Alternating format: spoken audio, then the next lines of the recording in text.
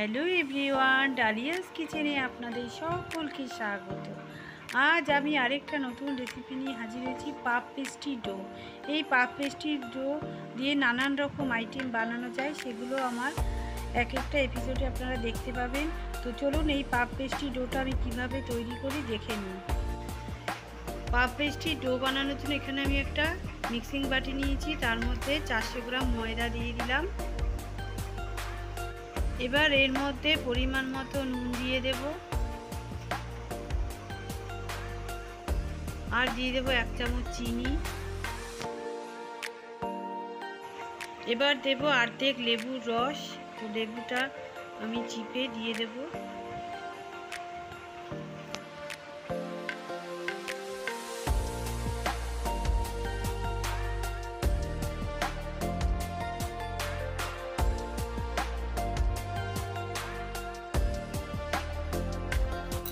এবার আমি দিয়ে দেব 1 বাটি ডালডা। তো ডালডাটা দিয়ে আমি ভালো করে ময়দাটাকে মেখে নেব।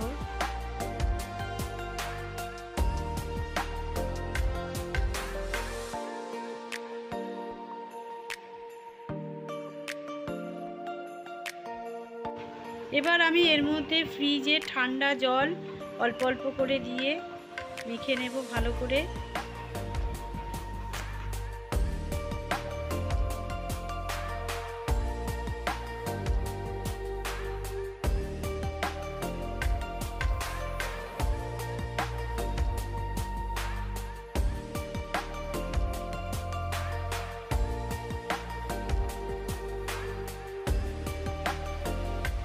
তো এবার আমি একটা বোটের মধ্যে ভালো করে আরও মেখে নিচ্ছি। তো মাখার পরে এবার আমি একটা বাটিতে এটাকে রেখে দেব 30 মিনিট ফ্রিজে। তো ঢাকনা দিয়ে ফ্রিজে রেখে দেব 30 মিনিটের জন্য।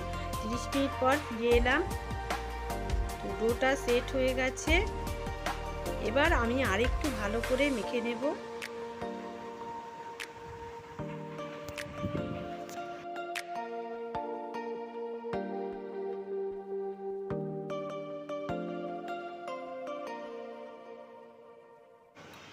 এবার আমি পুরো ডোটাকে বেলে নেব। তার জন্য বোর্ডের ওপরে আমি ময়দা ছড়িয়ে দিলাম। তো এবার আমি ডোটা দিয়ে দিলাম, পুরো চৌকো করে আমি এটা বেলে নেব, যতটা পাতলা করা যায় তো সেইভাবে আমি বেলে নেব।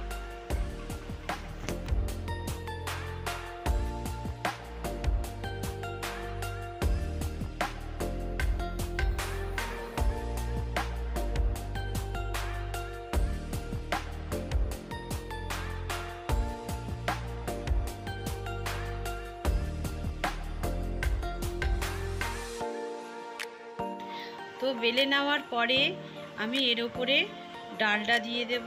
বেশ অনেকটা ডালডা আমি এর মধ্যে ভরে দিয়ে দেব। তো আমার ডালডাটা দেওয়া হয়ে গেছে, এইভাবেই দিতে হবে। এইবার আমি এটাকে এইভাবে ফোল্ড করে নেব দুদিক থেকে। তো ফোল্ড করে নেওয়ার পরে আবার দুই পাশ দিয়েও আমি ফোল্ড করে নিলাম। এবার আমি উল্টে আবার বেলে নেব।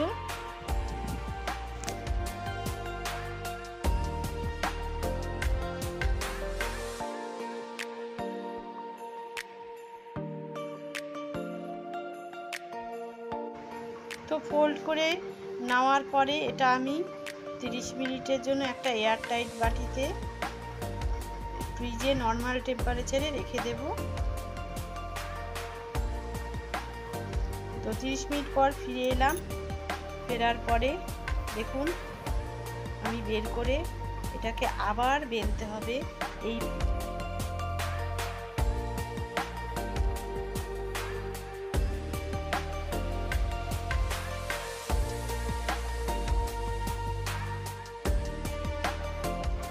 ফ্রিজ থেকে বার করার পরে আবার আমি এইভাবে চৌকো করে যতটা পাতলা সম্ভব বেলে নিচ্ছি।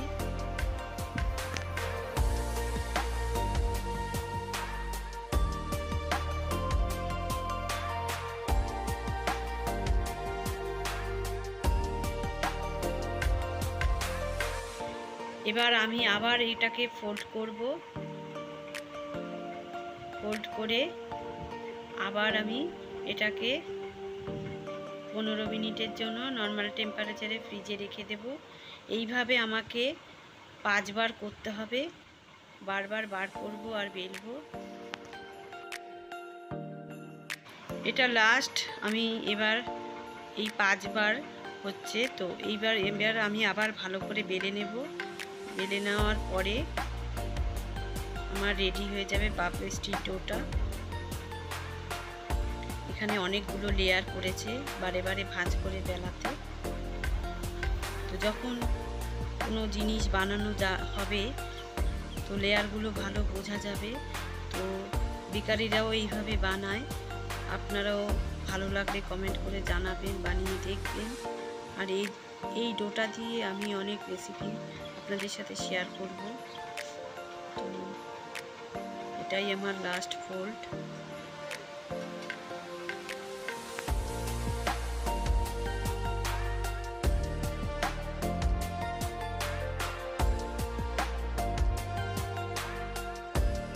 তো তৈরি হয়ে গেছে পাফ পেস্ট্রির ডো। যদি আমার এই পাফ পেস্ট্রির ডোয়ের রেসিপিটি ভালো লেগে থাকে কমেন্ট করে অবশ্যই জানাবেন। আর সাথে সাথে লাইক, শেয়ার, সাবস্ক্রাইব এবং পাশে থাকা বেল আইকনটা অল করে দেবেন আমার নতুন নতুন রেসিপির ভিডিওগুলো ফার্স্ট পাওয়ার জন্য। তো এখনকার মতো এই পর্যন্তই, দেখা হবে পরের এপিসোডে।